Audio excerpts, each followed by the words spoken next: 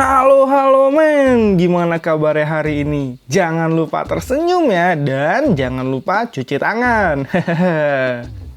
Oke, nggak usah lama-lama lagi. Terima kasih ya sudah menonton di Melodi Cerita. Kita akan lanjutkan keseruan dari episode sebelumnya.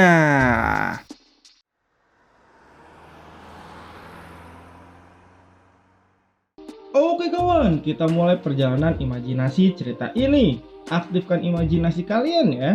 Pada chapter ini diceritakan kelanjutan peperangan yang terjadi antara bangsa Asura dan pasukan surgawi. Di sana terlihat Wan Gu yang tertusuk oleh salah satu jenderal surga dilempar sampai tidak berdaya. Jenderal itu pun berkata, hari ini dia akan memusnahkan bangsa Asura dan keadilan sesungguhnya akan ditegakkan. Namun tanpa dia sadari, tiba-tiba datang kesatria kelas 1 bangsa Asura menyerang dirinya. Dan untungnya dia pun berhasil menangkis serangan senjata itu dengan senjatanya. Kesatria Asura itu pun berkata kepada jenderal surgawi kalau kepalanya akan dia jadikan pajangan, karena harimau pedang tempur kelas 1 Asura akan menjadi lawannya kali ini. Namun sang jenderal surga itu tetap tenang dan berkata kalau Asura itu bodoh. Dia pun langsung mengaktifkan kekuatannya dan membuat kesatria kelas 1 itu terlempar. Lalu setelah dia terlempar, tiba-tiba dia pun terpanah oleh banyak panah emas milik pasukan surgawi. Dan ternyata di sana juga datang jenderal surgawi yang lainnya membantu. Jenderal surgawi yang ke-13 Zenzi datang membantu karena instruksi langsung dari Disitian. Kalau Disitian akan turun tangan langsung. Di sana juga terlihat ada Jingang dan Aisu. Jenderal-jenderal surgawi itu siap bertarung bersamanya. Mungkin itu akan menjadi posisi yang menguntungkan di kemudian hari juga. Kedatangan Disitian pun benar-benar terjadi. Tiba-tiba di atas mereka datanglah kapal emas milik Disitian dilengkapi dengan cahaya-cahaya emas menyambutnya. Kedatangan Disitian pun membuat para pasukan surgawi dan bangsa Asura terkejut. Begitu juga dengan Wan Gu. Akhirnya Disitian pun berkata ini semua adalah kerja keras. Dia akan bertarung bersamanya dan Raja Surgawi serta pasukan surgawi yang lainnya.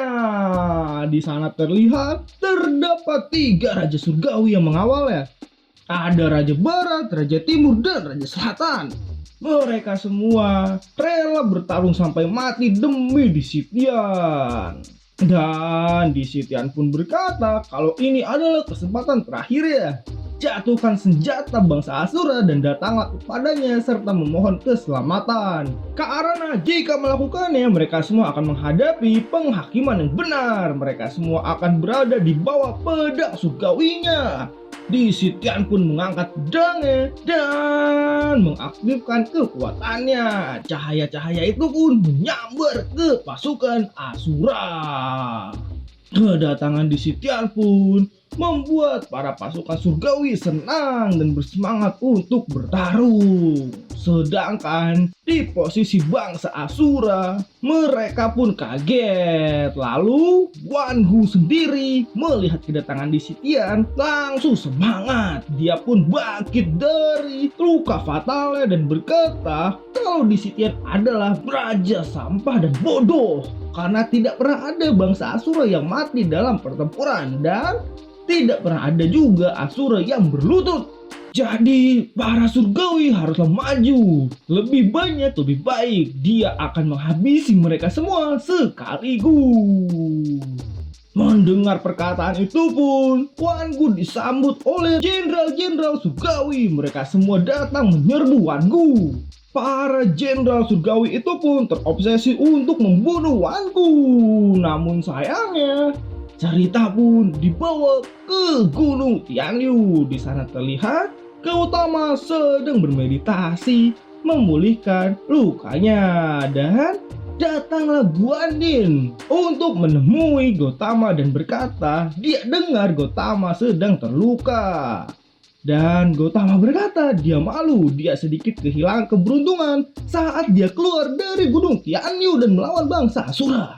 Guanin pun memastikan apakah benar yang melukainya adalah Raja Gila Luohu, dan Gotama berkata itu benar, serta Raja Gila Luohu tampaknya lebih kuat darinya.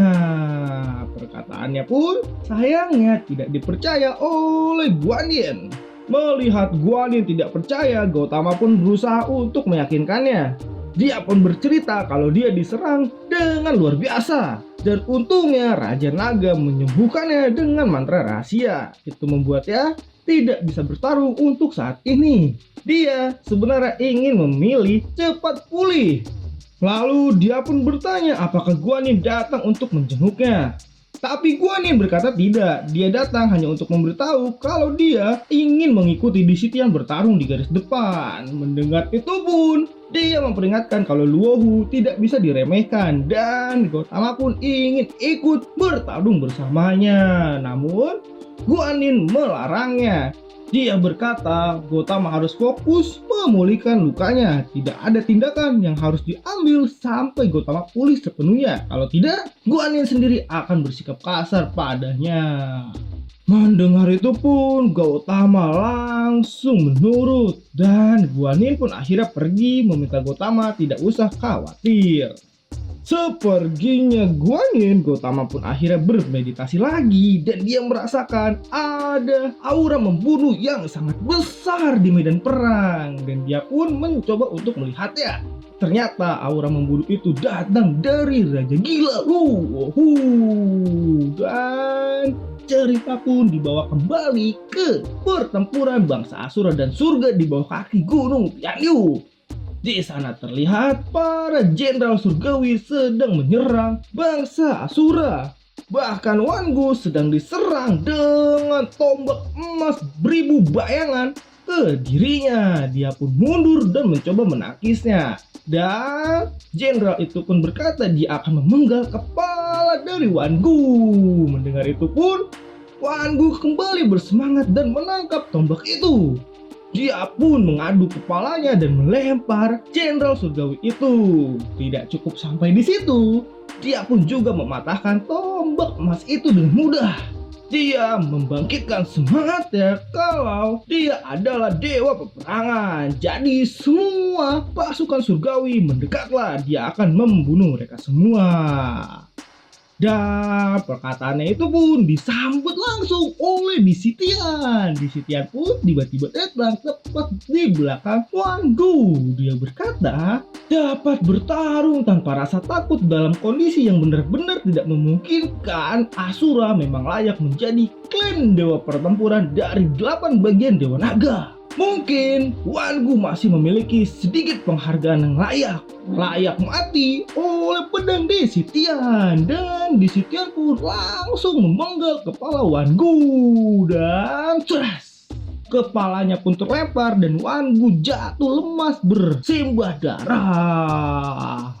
Dipenggalnya kepala Wangu membuat semua pasukan Asura kaget, dan Disitian pun berkata ini adalah seperti yang dia inginkan. Namun tiba-tiba kepala Wangu yang terlempar jauh diambil oleh sesosok bangsa Asura, dan ternyata yang mengambil itu adalah Raja Gila Luohu. Akhirnya Raja Gila Luohu akan berhadapan langsung dengan kaisar tertinggi surgawi. Dan gimanakah pertempuran mereka? Langsung saksikan ya kawan di video selanjutnya. Jangan lupa juga untuk like serta subscribe kalian, dan sampai jumpa.